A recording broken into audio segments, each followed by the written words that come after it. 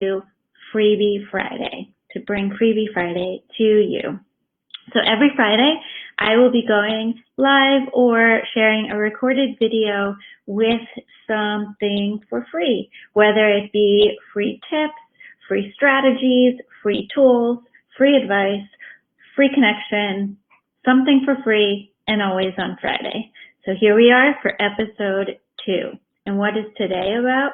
It's about leadership and growing your team in an effective and efficient way in order to achieve your vision in a more streamlined fashion.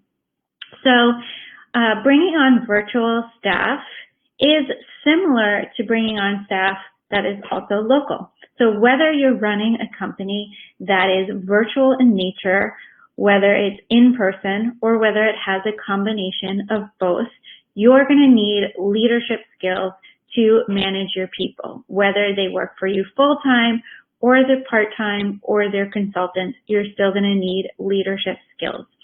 And the added component to having people remote or having consultants, whether they be local or remote, is that you're going to need to increase your communication. If you think that you overly communicate, double it. Because when you have people that are not side by side with you, physically seeing you every single day, you're going to need to overly communicate. Because there's one thing I know about myself and about all humans is that when we are devoid of information, we make stuff up to fill the gaps. And it generally is worse in our minds than it is in reality. So don't let people make up their own scenario. Give them the information they need to be successful. Now, there is a difference between overly communicating and being a micromanager. And the main difference is that with overly communicating, you're being transparent. You're being forward with your needs, your expectations, and you're overly communicating. You're also asking for information in return and ensuring that you're clear with your communication. Now, being clear with your communication doesn't mean I said X, so obviously I was clear. No, it means you relay the information and then you ask for that information back so that you know that you're on the same page. You know, don't make the assumption that just because somebody isn't doing something the way that you want, it's because they're incompetent or they don't know what they're doing. Sometimes it's just a communication issue. Maybe you weren't clear in what you needed, or maybe they didn't hear you in the same way that you thought that they did. So usually there is a communication breakdown. So that's usually the first thing that's going wrong.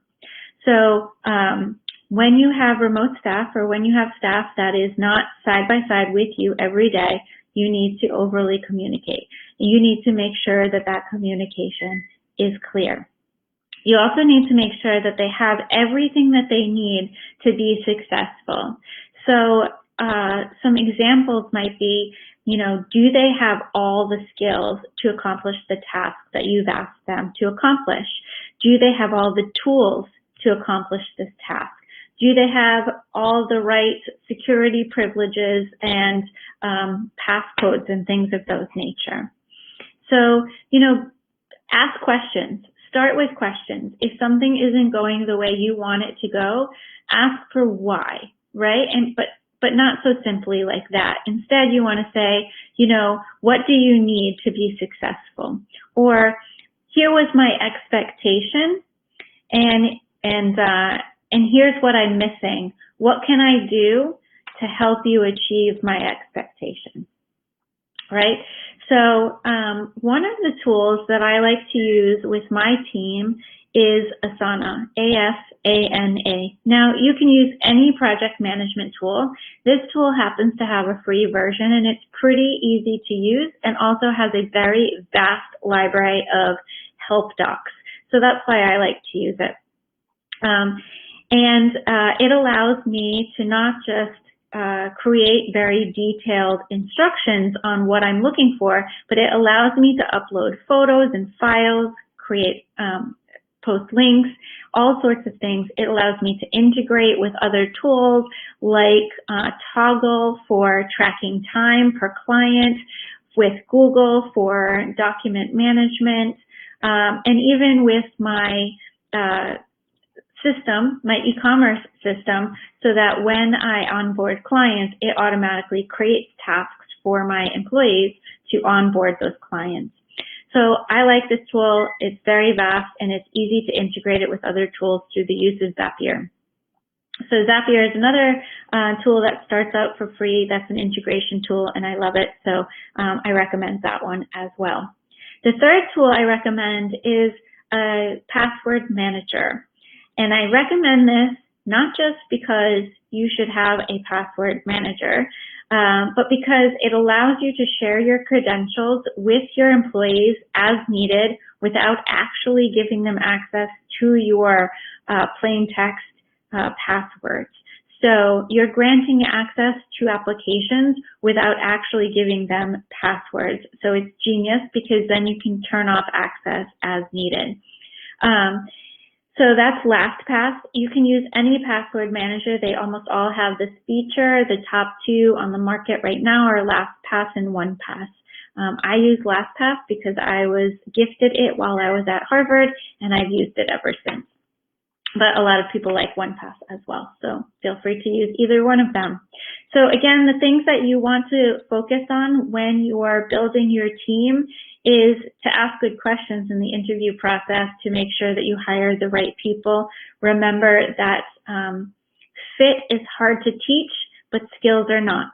So hire for fit and then teach the skills, as long as you obviously have an awareness as to your capacity, right? Because if you have to teach somebody, then that's going to take away from your own capacity. So make sure you're getting the experience level that you have capacity to work with. So if you don't have any capacity, then you want a very skilled person. And if you have a lot of capacity, then you can bring on somebody who is new and can be molded into the employee that you'd like.